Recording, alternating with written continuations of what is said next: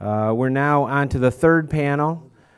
We'll continue it moving along. We had Victoria Vuletic was one of the panel members here. Victoria is participating remotely. So to the extent, Victoria, you're out there and you have any questions you want us to hear, we've got the ones you already submitted. I'll try and address them through the rest of the panel. Otherwise, be sure to send additional questions to us. The other panelists are, in the back, Jeff Paulsen, Mark Armitage, up to my immediate right. Elizabeth Silverman is in the back right, and Bill Dunn. This panel is going to talk about the issues regarding how our existing regulatory system can possibly address the profession in light of all the changes. When you've got the internet, you've got the world is flat syndrome where everybody is now communicating across what used to be very clear jurisdictional lines. How can our regulatory system address that, and how might we need to adapt those systems? One of the issues that has come up, one of the items that has been raised, it was mentioned briefly earlier, was sort of collaborative efforts with non-lawyer professionals. Back in the day when I was on the Representative Assembly, back in the 1990s, we used to talk about multidisciplinary practices, and that is essentially what's coming back again, the question of MDPs. So I'd like to turn over to Jeff for a second. If you could explain about MDPs, how you think they're impacting what we're doing, how you think they may benefit what might be done in the future. Thanks, Bruce. Yes, I am a proponent of MDPs, multidisciplinary practices, and with the dynamics that have been discussed in the marketplace, in the legal marketplace, this is an avenue for us which I think is not only beneficial to the public, but also to the practitioners of law.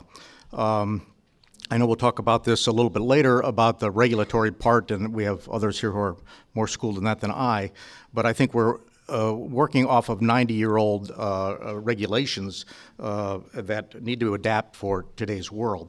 What an MDP is, very briefly, is an organization of professionals from different disciplines. Lawyers, it can be accountants, it can be insurance people. You can have people in different areas, so it can even be social workers, nurses. The idea is that for the public, you have a one-stop shopping opportunity. The consumer of legal services wants to have one place to go. They don't want to sign multiple engagement letters with multiple professionals. I see it all the time in my practice as a business lawyer that somebody says, do you have somebody I can go to as an accountant? Well, you can go see these 3 people and sign engagement with them. I think the MDP helps address that. The other opportunity I want to mention, Bruce, is that there was a study that I saw that was done in 2012 about the professional services market. $1.5 trillion. Legal was $270 billion, so that's about 18%. So the way I look at it is there are opportunities for lawyers, practitioners of law, to get that other 82% by collaborating with others. Under the current conditions, you got MRPC 5.4. Can you address that, what it currently stands, and whether you think that needs to be updated? I personally believe it needs to be updated. Again, that is my understanding. The MRPC 5.4 was based upon an ABA ethics committee from 1925 that eventually became that rule. And there was a concern with the independence of lawyers, that we would not be independent. Well, in addition to being a solo practitioner now, I used to be a general counsel of a company. I reported to a non-lawyer. And I had a choice to make. I had to keep my ethics. I had to keep my license. Do I risk my job? Yes, I could. So that's no different to me than working in an organization where you have people who are not lawyers. I still have to follow the ethics rules even though I was an in-house lawyer. I mentioned before that this issue came up back when I was on the Rep Assembly.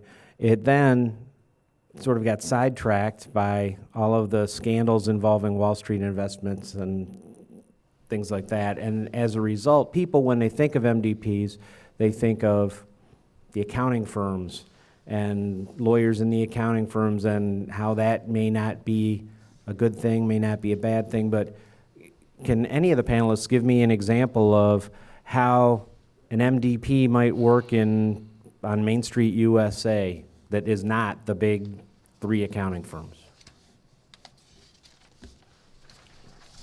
Man, I thought that was a softball. If I can speak again, Bruce, I can think of 4 different examples. Real estate.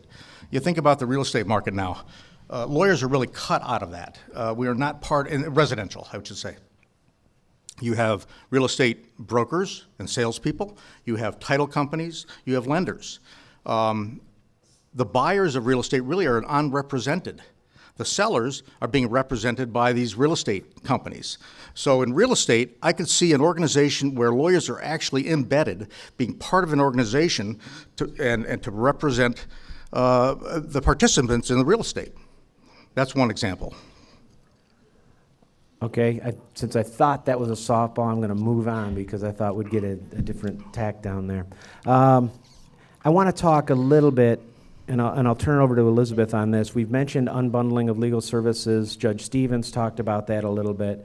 From your perspective, can you talk about how unbundling is impacted by our current regulations and how you think they may need to reflect the modern practices? I have a confession. When somebody first mentioned this in the task force, they said, you know, someone comes to you and they just want you to draft the judgment of divorce, you can't do it. And I turned and I said, I do that all the time, you know. There's an issue whether or not you can be competent if you're not representing the person throughout the process. I think that you absolutely can. One of the most interesting facts that I learned through the task force is the number of people that can afford lawyers that don't go to a lawyer. If you go into courtrooms nowadays, especially if you go into a family law courtroom, the majority of people are there without lawyers. I think we need to be able to pare down what we do so that we can educate the public. I think one of the reasons people don't spend the money, or at least in my profession, they don't spend it until it's too late, is they don't realize the risk. And one of the things we were talking about was to have kind of a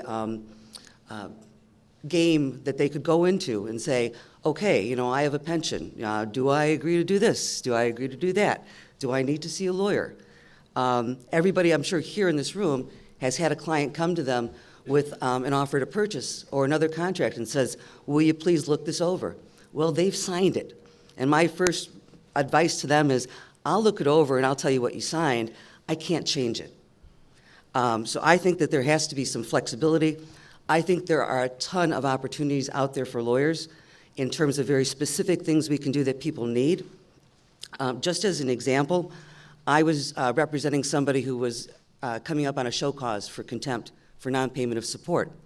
I was the only lawyer in the room. There is a statute out there that says if you owe so much money, you can't repay it reasonably, that someone can file a petition, you can enter it into a 2-year payment plan, and the arrearage is gone. And I thought, nobody in this room, because they're not lawyers, knows that this even exists. So they're going to suffer through numerous show causes over the next years and longer. So I started contacting those people that had large arrearages. And I offered a blanket set fee for drafting a petition and appearing once in court. And I had a lot of good responses. So I think we can see where there's a need. And if the people can pay and we can do it for a reasonable cost, we should do it. Mark, you made the mistake of making eye contact with me. So that led me to a question whether you had a comment that you'd like to make about that. About the ABS thing and the MDP thing, or? Well, whatever you were making eye contact with me about. I was just being social. Oh, okay. Well, and you're not off the hook because I do have That's fine, some that's fine. questions I for you. will say, I think the elements inside the ABA have been pushing alternative business structures, which means non-lawyer ownership, since about the 70s. It hasn't gained traction. For me, the question is going to be, does it really help consumers or does it help lawyers? And, you know, there isn't evidence because it hasn't really been implemented a lot of places. It's been implemented in some other jurisdictions around the globe, and we'll see the returns coming in right now are sort of like, not really yet, no. You anticipated a question that we received by one of our virtual attendees. Perhaps Paul or Mark can address that the critical goal of the profession is to ensure that the core values of the legal profession are protected in any move to adopt MDP or ABS. Several nations around the world have adopted new business models while revising their ethics codes to protect the core values. Is that something that you see can be done, should be done, or is that a little bit of the cart before the horse? Boy, there are so many horses and carts here, and you know, I'm going to anticipate the question you're going to ask at the end about what I thought was heartening about our discussion so far, and it's a healthy skepticism about ABS, but an interest in proactive regulation and preventative regulation and consumer-facing regulation. We're not going to, you know, get anywhere without analyzing the real marketplace and so forth. But and I lost the train of your thought. The question was about the core values. Yeah, that's the point. Is when you start to put together, you know, accountants and dog groomers and lawyers and whatever else you've got to negotiate about which core values are going to predominate throughout the firm. It's easier when the lawyers have to be in charge. And I just want to you know, there's one issue that I think is a problem with some of the discussions that are going on nationally about the archaic regulatory system. There's a presumption that it needs to look like every other regulatory system, and I think we don't want to give away our individual accountability. This idea of a law license being on the line has worked well, better than most other regulatory systems in my view. Now, Mark, during the task force discussions, I know there was some time spent talking about organizational accountability versus individual accountability, and maybe you can summarize those discussions and give a little. You did a good job during the task force explaining your perspective on that. I'd like you to share that with the audience. Well, a lot of things get conflated when we start discussing, you know, like if we're going to have alternative business structures, we need to have entity regulation. And when you get to entity regulation, you can shut down an entity, and you can reprimand them, but fines usually come in. And fines have historically been not encouraged in discipline. In fact, they don't exist because then it's internalizing the cost of bad behavior as a cost of doing business. So it gets complicated that way, and that would be something we want to avoid. But I don't want to give the impression that I'm not aware of LegalZoom. I'm not aware that some providers aren't waiting for the rules to be updated, and they're out there. So I think it's important, if you believe that the profession's core values have been well protected by the branch that does it, the judiciary, I think it's important that we consider how we can quickly get ahead of this or get up to speed and look at how to regulate the entities that are out there. Yeah. Bill, you look like you were chomping at the bit. Well, it was only a matter of whether Mark spoke first or I spoke first on this issue. But regulation of the entity is a hot topic. It's been a hot topic for a long time, and I have, in fact, from 2000, one of Mark's position papers on Ethics 2000's proposal for firm-wide regulation. I don't disagree with Mark that the individual is the accountable party as a lawyer performing up to core values, whatever they are, and that's another topic that we'll get into probably on panel 5. But there is nothing wrong with exploring how institutional counseling and institutional preventive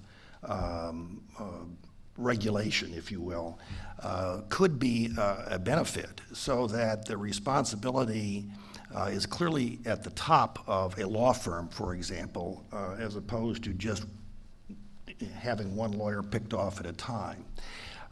Yes, a fine to a large law firm may not matter, but it does matter to every partner in that law firm when the income goes down because of the fine. So there is a corporate interest.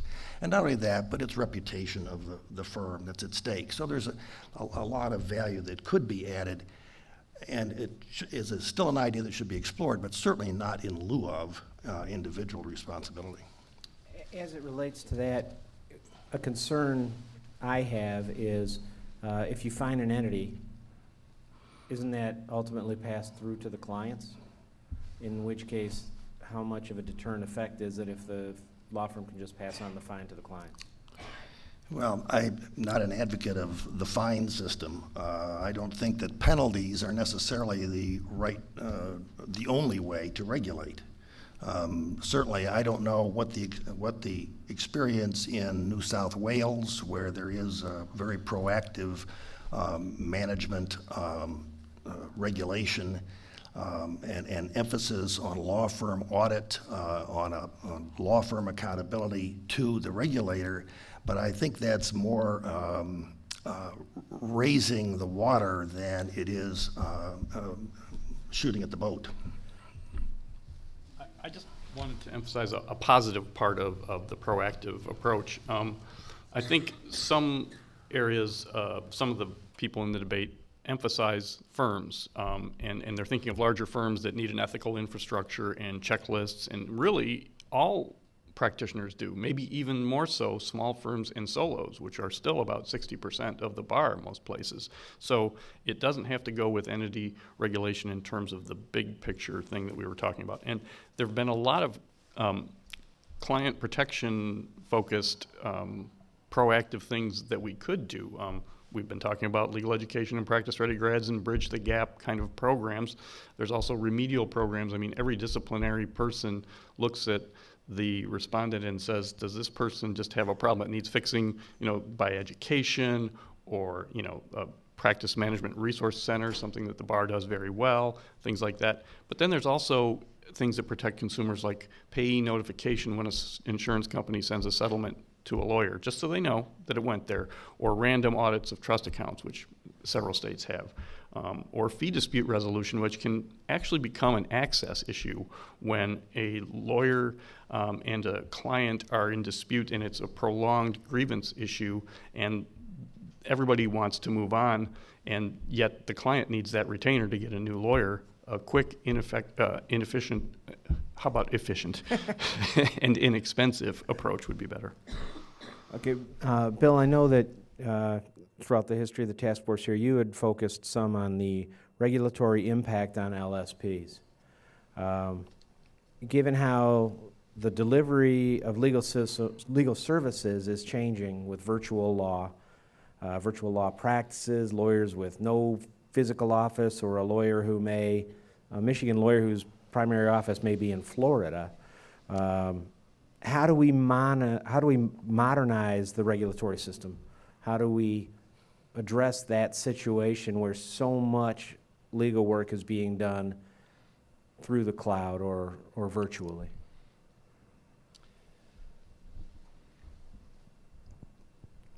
Well, every lawyer that is licensed is, of course, subject to the rules of professional conduct where they are licensed, and if they practice elsewhere, even permissibly, they are subject to rules of professional conduct in those jurisdictions as well.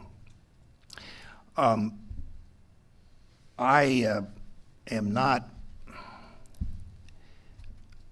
convinced that the rules need changing because of virtual practice. What needs to be recognized is that lawyers are mobile. Their practice is not geographically centered in a given state. But that takes two changes. One is the attitude about what is unauthorized practice of law, that if you're not admitted in this state, you cannot even be here in this state practicing law. Or you may not practice law of this state if you're in some other location. Rule 5.5 has a lot of potential. It allows temporary practice, but not everywhere and not for all purposes. So we really need to look at the rules that exist, such as 5.5, to say how can they be they recognize that practice is not geocentric, that it is virtual, that people may be anywhere to practice. Recent example of how 5.5 has been amended, or dealt with rather, in a jurisdiction is in New York, where lawyers were not allowed even to come into New York on a temporary basis for whatever their purpose. That has now been changed, but it was changed not as a rule of professional conduct, but as a rule of unauthorized practice of law, because the 4 judicial districts in New York could not agree that it should be changed. And it was opposed in one district by lawyers who said, oh, this is anti-competitive. We don't want, or it encourages competition, and we don't want competition by lawyers from out of New York. New York found an interesting way to take care of the adoption of that. But I think we lose sight of what the rules of professional conduct and the rules of regulation really should be about. The preamble to the model rules includes this statement: the profession has a responsibility to assure that its regulations are conceived in the public interest and not in furtherance of parochial or self-interested concerns of the bar. That tends to address the question that was posed earlier, that is the bar taking care of itself when all of these changes are coming along? And yes, we are worried about and concerned about preserving core values, but in the process of considering regulatory objectives, which is a topic for a different panel, we did look at, in assessing what should regulatory objectives be, we suggested to ourselves as a working group that we really ought to take a look at the core values and say, are these pursuing our core values or what? And it was an interesting exercise because we came up with some different approaches to them. Well, we do have a question from the audience. Before we do that, though, those who served with me during my presidency know I repeatedly hammered on the wall of the State Bar building where the quote appears from Roberts P. Hudson, that no organization of lawyers shall long prevail which does not have, shall long survive, which has not for its primary object the protection of the public. And I'm proud to say that throughout every one of the task force meetings that I participated in or observed, that was of paramount importance. So that yes, we're all lawyers, yes, we're looking out for lawyers, yes, we're trying to make sure that we as a profession can not only survive but thrive in the 21st century, but everybody kept their eye on the big picture, which was how does this protect the public?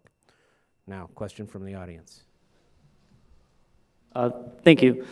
As we talk about our duty to the public, I hate to cut you off already, but could you please identify yourself for those who...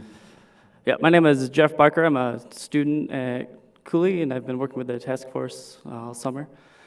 As we keep in mind the duty to the public, how can we maintain one of those duties, which is confidentiality, which has already been mentioned today? How do we keep that duty as we work not just across jurisdictional lines, but in the cyber realm and with new technology, and especially the how Rule 1.6 applies? Mark, you made a mistake. You made eye contact again. I'm going to look over here. Head down. So the ABA has taken the approach in the 2020 task force, which was a few years back, of amending the comment to the rule on competence, which is something I think the task force is considering. And in my view, it doesn't need amendment except to call lawyers' attention to it. The word reasonable is peppered throughout the rules of professional conduct. You have a duty to keep up with technology. The issue is, do lawyers know it? Do they think it's an ethical issue? And then what kind of support can they get from the bar or others to help them stay competent? And then in terms of confidentiality, that's a part of it. You know, there are studies out there that like fewer than 20% of lawyers encrypt email, and there's an argument to be made. Is that required? Is that smart? There's just so many issues to analyze, and in some ways there's strength in numbers because it's a reasonableness question. But this is going to, you know, take up a lot of everybody's time and resources, and anything that we can do to help our practitioners stay on top of that would be great. Any other panelists want to comment on that question? Okay. The obligation to be competent probably is exactly where the focus is, that confidentiality doesn't have to be lost because of the medium you happen to be working in. If you understand how to protect it, then it's not a problem. I can recall working through an opinion for the ABA on metadata and whether or not metadata was usable by the recipient when it was inadvertently, quote unquote, inadvertently, unquote, translated or transmitted by a lawyer. And we wrestled, this was back in the mid-2000s, we wrestled with, or about 2005, we wrestled with whether to say that a lawyer who transmits metadata is borderline incompetent. But that's not an unacceptable proposition today. And that's being discussed in terms of amendments to the competency rule. Okay, I know we've got one more question, but Jeff, before you step away, I did want to, we were remiss when we thanked the State Bar staff. We did not thank the law students and the judicial clerks who served as reporters for our work throughout the last several months. So, Jeff, I wanted to thank you personally for that. One more question, and then we're almost out of time. Okay, quick question. Identify yourself, please. Howard Lederman, lawyer. Hasn't the time come for a national set of rules of professional conduct, given all the changes in the law and in society over the last couple centuries? Conference of Chief Justices that question. I mean, every state still has state-based regulation, and I think that's going to be around for a while, but that's my answer. Okay, we've got about 1 minute left. Does anybody have any final comments they'd want to make? Or you can go back to my default question about, was there one thing that jumped out at you through your service on the task force, on the committees, that really excited you? Bruce, I'll speak up on that. I'm just so pleased that the State Bar and everybody on the task force has looked at this as a profession. In 2016, every profession out there, every industry out there is looking at the world around us. And we're not just looking internal into our own profession, we're looking at the world around us. And the fact of the matter is there are non-lawyers who are practicing law every day, and it's going to continue more and more, and the consumers are uninformed and unsuspecting. So that's why I'm such a proponent of coming up with alternatives from the legal profession that then the consumers can go to, as opposed to having non-lawyers give legal advice. Anybody else? Yeah, I think what really struck me was basically that there's a huge market out there that we're not tapping. I mean, you brought up the idea of Walmart lawyers. I think it makes some sense. I mean, there used to be a attorney, Joel Hyatt, who advertised, "Come on in, I'll give you, inexpensive legal services." Maybe there should be solos and small firms like myself contacting Walmart and saying, "We want to do a law day. We want to set up in your store and let people know that there's legal advice out there." I think the courts are really trying to expand legal knowledge for the people that have access to the courts or are required to be in court. But I think there's so much out there that we're not doing. I'll talk about one development in terms of proactive or preventative problems that I think was encouraging in a work group that we discussed, and that was some sort of pre-approval of fee agreement language for lawyers. That would really help lawyers. A lot of lawyers just want to comply and they want to know what's safe and what's okay, and it would also help clients, because every contract for fees or contract for representation, if you're looking at it from the client perspective, has what's in the four corners, and then in an opinion when Justice Markman was on the Court of Appeals, he said every provision of the MRPC are implied in that contract. So some sort of transparency and assistance would help in pre-approval.